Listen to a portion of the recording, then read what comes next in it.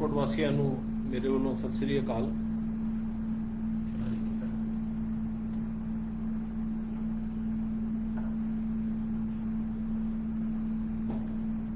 ਸਾਰੇ ਹੀ ਪਠਾਨਕੋਟ ਵਾਸੀਆਂ ਨੂੰ ਮੇਰੇ ਵੱਲੋਂ ਸਤਿ ਸ੍ਰੀ ਅਕਾਲ। ਮੈਂ ਡਿਪਟੀ ਕਮਿਸ਼ਨਰ ਪਠਾਨਕੋਟ ਬੋਲ ਰਿਹਾ ਹਾਂ। ਅਸੀਂ ਹਰ ਹਫਤੇ ਹੁਣ ਸਰਕਾਰ ਵੱਲੋਂ ਵੀ ਹਦਾਇਤਾਂ ਹੈ ਕਿ ਆਪਣੇ ਆਪਣੇ ਜ਼ਿਲ੍ਹੇ ਦੇ ਵਿੱਚ ਸਾਰੇ ਲੋਕਾਂ ਨੂੰ ਹਫਤਾਵਾਰ ਇੱਕ ਤੇ ਆਪਣੇ ਜ਼ਿਲ੍ਹੇ ਬਾਰੇ ਦੱਸ ਦਈਏ ਵੀ ਕੋਵਿਡ-19 ਦਾ ਸਟੇਟਸ ਕੀ ਹੈ, ਹੁਣ ਤੱਕ ਅਸੀਂ ਕਿਸ ਸਥਿਤੀ ਦੇ ਵਿੱਚ ਹਾਂ ਔਰ ਲੋਕਾਂ ਦਾ ਜਿਹੜਾ ਸਹਿਯੋਗ ਮਿਲ ਰਿਹਾ ਹੈ, ਔਰ ਬਾਰ-ਬਾਰ ਉਹਨਾਂ ਨੂੰ ਜਿਹੜੀ ਇਹ ਯਾਦ ਕਰਾਉਣਾ ਕਿ ਇਸ ਲੜਾਈ ਦੇ ਵਿੱਚ ਉਹਨਾਂ ਨੂੰ ਦਾ ਸੁਚੇਤ ਰਹਿਣਾ ਕਿੰਨਾ ਜ਼ਰੂਰੀ ਹੈ। ਸੋ ਉਸ ਲੜੀ 'ਚ ਅਸੀਂ ਤਕਰੀਬਨ ਹਰ ਹਫਤੇ ਹੁਣ ਤੁਹਾਡੇ ਨਾਲ ਜਿਹੜਾ ਹੈ ਸੰਪਰਕ ਲਾਈਵ ਹੋ ਕੇ ਕਰਿਆ ਕਰਾਂਗੇ। ਸੋ ਹੁਣ ਸਭ ਤੋਂ ਪਹਿਲਾਂ ਜਿਸ ਤਰ੍ਹਾਂ ਮੈਂ ਪਿਛਲੀ ਵਾਰੀ ਕੁਝ ਸਟੇਟਸ ਦੱਸਿਆ ਸੀ ਕਿ ਕੋਵਿਡ-19 ਦਾ ਪਠਾਨਕੋਟ ਜ਼ਿਲ੍ਹੇ ਦਾ ਕੀ ਸਟੇਟਸ ਹੈ, ਉਹ ਮੈਂ ਤੁਹਾਡੇ ਨਾਲ ਸਾਂਝਾ ਕਰਨਾ ਚਾਹਾਂਗਾ। ਹੁਣ ਤੱਕ ਅਸੀਂ ਪਠਾਨਕੋਟ 'ਚ ਤਕਰੀਬਨ 12,000 ਸੈਂਪਲਸ ਜਿਹੜੇ ਹੈ ਲੈ ਚੁੱਕੇ ਹਾਂ, ਔਰ ਜਿਹਦੇ ਵਿੱਚੋਂ ਤਕਰੀਬਨ ਸਾਡੇ 11,000 ਦੇ ਲਾਗੇ ਛਾਗੇ ਜਿਹੜੇ ਸੈਂਪਲਸ ਨੇ ਬਿਲਕੁਲ ਠੀਕ ਠਾਕ ਹੈਗੇ ਨੇ, ਔਰ ਉਹਨਾਂ ਦੇ ਵਿੱਚੋਂ 294 ਕੇਸਿਸ ਸਾਨੂੰ ਪੋਜ਼ਿਟਿਵ ਮਿਲੇ ਹੈ। ਔਰ ਇਹਦੇ ਵਿੱਚ ਖੁਸ਼ੀ ਵਾਲੀ ਗੱਲ ਇਹ ਹੈ ਕਿ 294 ਕੇਸਿਸ ਦੇ ਵਿੱਚੋਂ ਸਾਡੇ 245 ਜਿਹੜੇ ਮਰੀਜ਼ ਨੇ ਉਹ ਬਿਲਕੁਲ ਠੀਕ ਠਾਕ ਤੰਦਰੁਸਤ ਹੋ ਕੇ ਵਾਪਸ ਜਾ ਚੁੱਕੇ ਨੇ, ਔਰ ਅਨਫੋਰਚੂਨੇਟਲੀ 10 ਡੈਥਸ ਸਾਡੀਆਂ ਪਠਾਨਕੋਟ ਜ਼ਿਲ੍ਹੇ ਵਿੱਚ ਹੋਈਆਂ ਨੇ। ਔਰ ਇਸ ਵੇਲੇ ਮੌਕੇ ਤੇ 39 ਕੇਸਿਸ ਜਿਹੜੇ ਨੇ ਉਹ ਐਕਟਿਵ ਚੱਲ ਰਹੇ ਹੈਗੇ ਨੇ, ਜਿਨ੍ਹਾਂ ਦੇ ਵਿੱਚੋਂ 29 ਕੇਸਿਸ ਇਸ ਵੇਲੇ ਸਾਡੇ ਕੋਲ ਪਠਾਨਕੋਟ 'ਚ ਹੀ ਹੈਗੇ ਨੇ। 10 ਕੇਸਿਸ ਵੱਖ-ਵੱਖ ਹਸਪਤਾਲਾਂ ਜਿਸ ਤਰ੍ਹਾਂ ਕੁਝ ਜਲੰਧਰ, ਕੁਝ ਅੰਮ੍ਰਿਤਸਰ 'ਚ ਦਾਖਲ ਹੈਗੇ ਨੇ, ਔਰ ਇਹਨਾਂ ਦੇ ਵਿੱਚ ਵੀ ਸਾਡੇ 2 ਪੇਸ਼ੈਂਟ ਨੇ ਜਿਨ੍ਹਾਂ ਨੂੰ ਅਸੀਂ ਆਕਸੀਜਨ ਤੇ ਇਸ ਵੇਲੇ ਰੱਖਿਆ, ਬਾਕੀ ਸਾਰੇ ਪੇਸ਼ੈਂਟਸ ਬਿਲਕੁਲ ਠੀਕ ਠਾਕ ਨੇ। ਸੋ ਇਹਦੇ 'ਚ ਜ਼ਿਆਦਾ ਸਾਹ ਦੀ ਤਕਲੀਫ ਕਈ ਵਾਰੀ ਕੁਝ ਲੋਕ ਮਹਿਸੂਸ ਕਰਦੇ ਨੇ ਤੇ ਉਹਨਾਂ ਨੂੰ ਅਸੀਂ ਸਪੈਸ਼ਲੀ ਆਕਸੀਜਨ ਜਿਹੜੀ ਹੈ ਬੈਡਸ ਵਗੈਰਾ ਹੈ ਰੱਖੇ ਨੇ, ਉਹਨਾਂ ਦੇ ਉੱਤੇ ਉਹਨਾਂ ਨੂੰ ਲੈ ਕੇ ਜਾਈਦਾ ਹੈ। ਪਰ ਉਹ ਵੀ ਆਫਟਰ ਗਿਵਿੰਗ ਸਮ ਆਕਸੀਜਨ ਜਦੋਂ ਰਿਲੀਫ ਮਹਿਸੂਸ ਕਰ ਲੈਂਦੇ ਨੇ ਤੇ ਅਸੀਂ ਉਹਨਾਂ ਨੂੰ ਜਿਹੜਾ ਹੈ ਫਿਰ ਦੁਬਾਰਾ ਪ੍ਰੋਪਰ ਸ਼ਿਫਟ ਕਰ ਲਈਦਾ ਹੈ ਨਾਰਮਲ ਵਾਰਡਸ ਦੇ ਵਿੱਚ। ਸੋ ਇਹਦੇ ਵਿੱਚ ਆਪਣਾ ਇਸ ਵੇਲੇ ਬੜਾ ਅੱਛਾ ਢੰਗ ਨਾਲ ਲੋਕਾਂ ਦਾ ਇਲਾਜ ਚਿੰਤਪੂਰਨੀ ਚੱਲ ਰਿਹਾ ਹੈ। ਔਰ ਸਾਡੇ ਕੋਲ ਉੱਥੇ ਜਿਸ ਤਰ੍ਹਾਂ ਮੈਂ ਪਹਿਲਾਂ ਦੱਸਿਆ ਸੀ, ਆਪਣੇ ਕੋਲ ਤਕਰੀਬਨ ਕਾਫੀ ਬੈਡਸ ਦੀ ਉੱਥੇ ਫੈਸਿਲਿਟੀ ਇਸ ਵੇਲੇ ਹੈਗੀ ਹੈ। ਜਿਸ ਤਰ੍ਹਾਂ ਨੰਬਰ ਆਫ ਪੇਸ਼ੈਂਟਸ ਹੈ ਜਿੰਨੇ ਆ ਰਹੇ ਨੇ ਉਹਦੇ ਤਕਰੀਬਨ ਬਰਾਬਰ ਦੇ ਪੇਸ਼ੈਂਟਸ ਹੀ ਸਾਡੇ ਠੀਕ ਹੋ ਕੇ ਵਾਪਸ ਚਲੇ ਜਾਂਦੇ ਨੇ। ਸੋ ਇਸ ਕਰਕੇ ਕਿਸੇ ਕਿਸਮ ਦੀ ਇਸ ਵੇਲੇ ਤੱਕ ਕੋਈ ਬਹੁਤ ਜ਼ਿਆਦਾ ਚਿੰਤਾ ਵਾਲੀ ਗੱਲ ਨਹੀਂ ਹੈ, ਲੇਕਿਨ ਫਿਰ ਵੀ ਅਸੀਂ ਪੂਰਾ ਜ਼ੋਰ ਇਹੀ ਲਗਾ ਰਹੇ ਹਾਂ ਕਿ ਆਪਣੇ ਨੰਬਰ ਆਫ ਕੇਸਿਸ ਜਿੰਨੇ ਘੱਟ ਤੋਂ ਘੱਟ ਰਹਿਣ ਔਰ ਤੇਜ਼ੀ ਨਾਲ ਨਾ ਵਧਣ, ਇਹੀ ਜ਼ੋਰ ਹੈ। ਕਿਉਂਕਿ ਕਾਫੀ ਜ਼ਿਲ੍ਹਿਆਂ ਦੇ ਵਿੱਚ ਅਸੀਂ ਦੇਖ ਰਹੇ ਹਾਂ ਕਿ ਨੰਬਰ ਜਿਹੜਾ ਹੈ ਕਾਫੀ ਤੇਜ਼ੀ ਨਾਲ ਵਧ ਰਿਹਾ ਹੈ, ਔਰ ਇਸ ਚੀਜ਼ ਨੂੰ ਪਠਾਨਕੋਟ ਵਾਸੀਆਂ ਨੂੰ ਵੀ ਧਿਆਨ 'ਚ ਰੱਖਣਾ ਪੈਣਾ ਹੈ। ਟ੍ਰੈਂਡ ਜਿਹੜਾ ਹੈ ਕੋਵਿਡ-19 ਦਾ, ਅਸੀਂ ਜਦੋਂ ਸਾਰਾ ਸਟੱਡੀ ਕੀਤਾ ਹੈ ਅਰਬਨ ਤੇ ਰੂਰਲ ਏਰੀਆਜ਼ ਨੂੰ ਅਸੀਂ ਸਟੱਡੀ ਕਰਕੇ ਦੇਖਿਆ ਹੈ,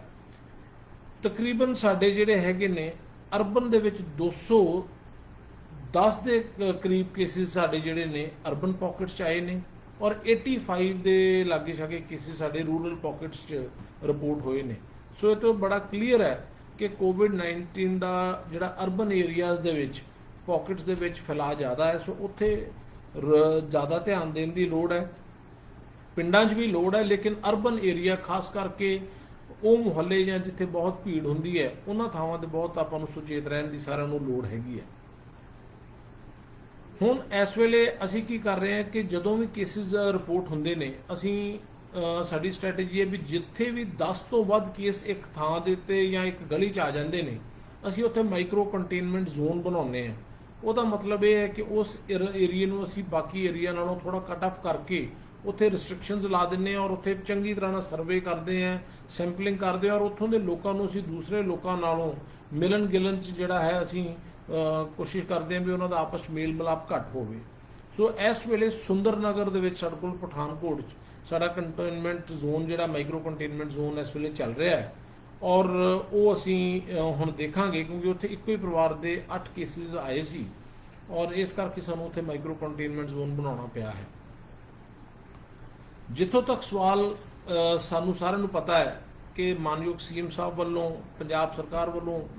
ਇਸ ਲੜਾਈ ਨੂੰ ਲੈ ਕੇ ਮਿਸ਼ਨ ਫਤਿਹ ਲਾਂਚ ਕੀਤਾ ਹੋਇਆ ਹੈ ਔਰ ਉਸ ਮਿਸ਼ਨ ਫਤਿਹ ਦੇ ਵਿੱਚ ਉਹਦਾ ਮੇਨ ਮਕਸਦ ਹੀ ਹੈ ਕਿ ਲੋਕਾਂ ਦੀ ਕਿੰਨੀ ਪਾਰਟਿਸਿਪੇਸ਼ਨ ਅਸੀਂ ਨਾਲ ਲੈਣੇ, ਬਿਕੋਜ਼ ਇਹ ਲੜਾਈ ਇਕੱਲੀ ਨਾ ਤੇ ਸਰਕਾਰ ਦੀ ਹੈ ਨਾ ਇਕੱਲੀ ਪ੍ਰਸ਼ਾਸਨ ਦੀ ਹੈ, ਇਹ ਲੜਾਈ ਆਪਣੀ ਸਾਰਿਆਂ ਦੀ ਸਾਂਝੀ ਔਰ ਲੋਕਾਂ ਦੀ ਜਿਹੜੀ ਹੈ ਸ਼ਮੂਲੀਅਤ ਨਾਲ ਜਿੱਤਣ ਵਾਲੀ ਲੜਾਈ ਹੈ। ਬੜੀ ਖੁਸ਼ੀ ਦੀ ਗੱਲ ਹੈ ਕਿ ਕਾਫੀ ਲੋਕਾਂ ਨੇ ਪਠਾਨਕੋਟ 'ਚ ਇਹਨੂੰ ਰਿਸਪੌਂਸ ਦਿੱਤਾ ਹੈ। ਤਕਰੀਬਨ 18,923 ਦੇ ਕਰੀਬ ਲੋਕਾਂ ਨੇ ਇਸ ਮਿਸ਼ਨ 'ਚ ਪਾਰਟਿਸਿਪੇਟ ਕੀਤਾ ਔਰ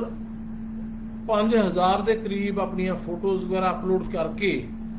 3 골ਡ ਵਿਨਰਸ ਆਪਣੇ ਜ਼ਿਲ੍ਹੇ 'ਚ ਹੋਏ ਨੇ, ਜਿਨ੍ਹਾਂ ਨੇ 골ਡ ਦਾ ਸਰਟੀਫਿਕੇਟ ਮਾਨਯੋਗ ਸੀਐਮ ਸਾਹਿਬ ਦੇ ਸਾਈਨਾਂ ਹੇਠ ਹਾਸਲ ਕੀਤਾ ਹੈ।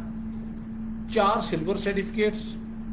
31 ਬ੍ਰੌਂਜ਼ ਸਰਟੀਫਿਕੇਟਸ ਜਿਹੜੇ ਹੈਗੇ ਆ ਉਹਨਾਂ ਨੂੰ ਮਿਲੇ ਹੈ। ਸੋ ਇਸ ਤਰੀਕੇ ਨਾਲ ਪਠਾਨਕੋਟ ਦੇ ਹਿੱਸੇ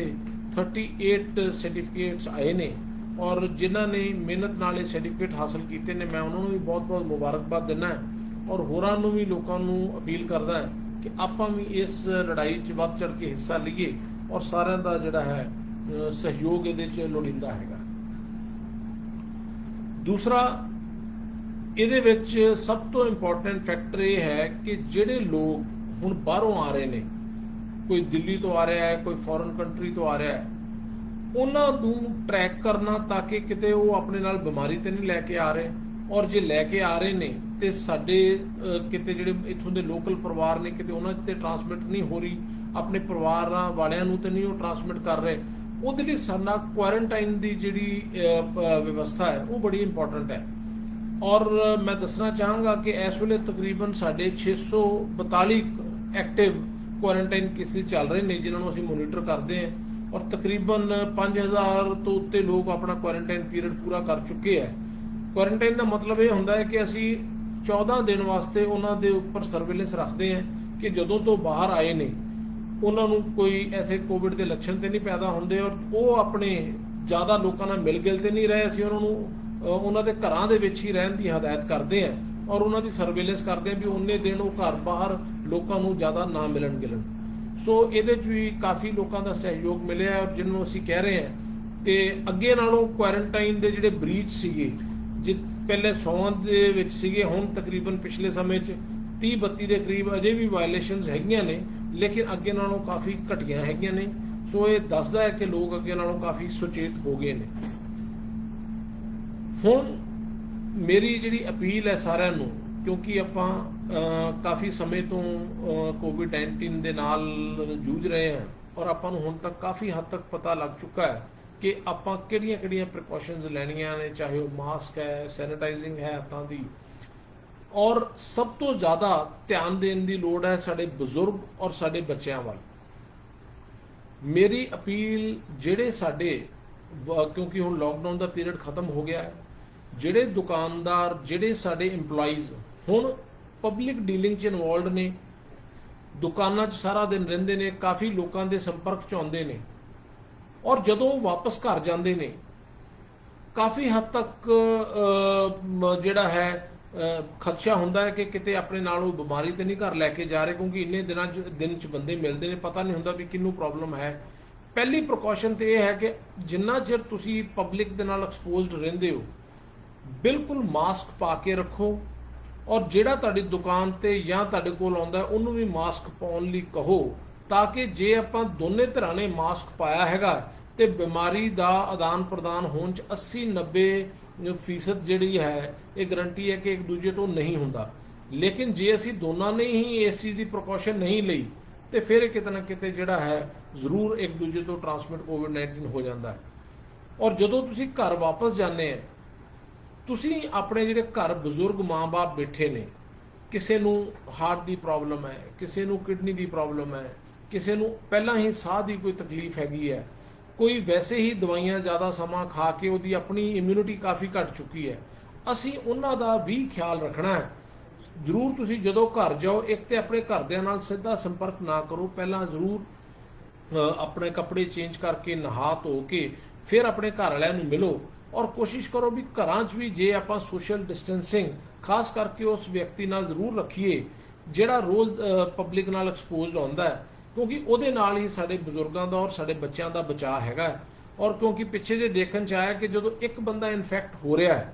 ਉਹ ਪੂਰੇ ਦੇ ਪੂਰੇ ਪਰਿਵਾਰ ਨੂੰ ਨਾਲ ਇਨਫੈਕਟ ਕਰ ਰਿਹਾ। ਜਿਸ ਤਰ੍ਹਾਂ ਪਿੱਛੇ ਮੈਂ ਦੱਸਿਆ 8-8 9-9 ਇੱਕੋ ਹੀ ਫੈਮਿਲੀ ਦੇ ਆਏ ਨੇ। ਸੋ ਕਿਤੇ ਨਾ ਕਿਤੇ ਪਤਾ ਲੱਗਦਾ ਹੈ ਕਿ ਉਸ ਫੈਮਿਲੀ ਦੇ ਵਿੱਚ ਜਦੋਂ ਇੱਕ ਬੰਦਾ ਬਿਮਾਰ ਹੋਇਆ ਹੈ, ਤੇ ਕਿਤੇ ਨਾ ਕਿਤੇ ਉਹਨੇ ਇਸ ਗੱਲ ਦੀ ਧਿਆਨ ਨਹੀਂ ਰੱਖਿਆ ਔਰ ਉਹ ਬਿਮਾਰੀ ਸਾਰੇ ਪਰਿਵਾਰ 'ਚ ਫੈਲ ਗਈ ਹੈ। ਸੋ ਇਸ ਗੱਲ ਦੀ ਆਪਾਂ ਥੋੜਾ ਜਿਹਾ ਸੁਚੇਤ ਰਹੀਏ, ਕਿਉਂਕਿ ਜੇ ਬਿਮਾਰੀ ਹੁੰਦੀ ਵੀ ਹੈ ਤਾਂ ਆਪਾਂ ਕੋਸ਼ਿਸ਼ ਕਰੀਏ ਵੀ ਜਿਹੜੀ ਇਹ ਬਿਮਾਰੀ ਹੈ ਵੱਧ ਤੋਂ ਵੱਧ ਜਿਹੜਾ ਹੈ, ਜੇ ਇੱਕ ਬੰਦਾ ਉਹ ਤੋਂ ਗ੍ਰਸਤ ਹੋ ਗਿਆ ਹੈ ਤੇ ਉਹ ਆਪਣੇ ਦੂਸਰੇ ਪਰਿਵਾਰਕ ਮੈਂਬਰਾਂ ਤੱਕ ਉਹਨੂੰ ਨਾ ਪਹੁੰਚਾਵੇ। ਖਾਸ ਕਰਕੇ ਬਜ਼ੁਰਗ ਔਰ ਬੱਚਿਆਂ ਨੂੰ ਆਪਾਂ ਜ਼ਰੂਰ ਇਸ ਚੀਜ਼ ਤੋਂ ਜਿਹੜਾ ਹੈ ਇਹਨਾਂ ਦਾ ਬਚਾਅ ਰੱਖੀਏ।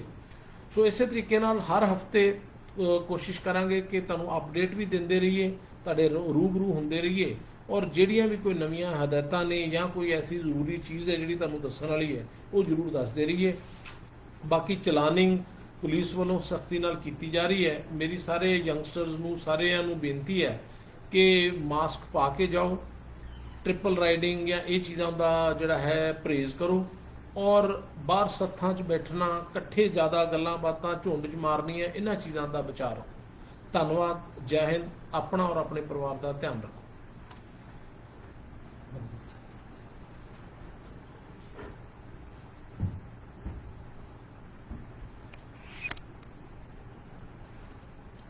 Edgar.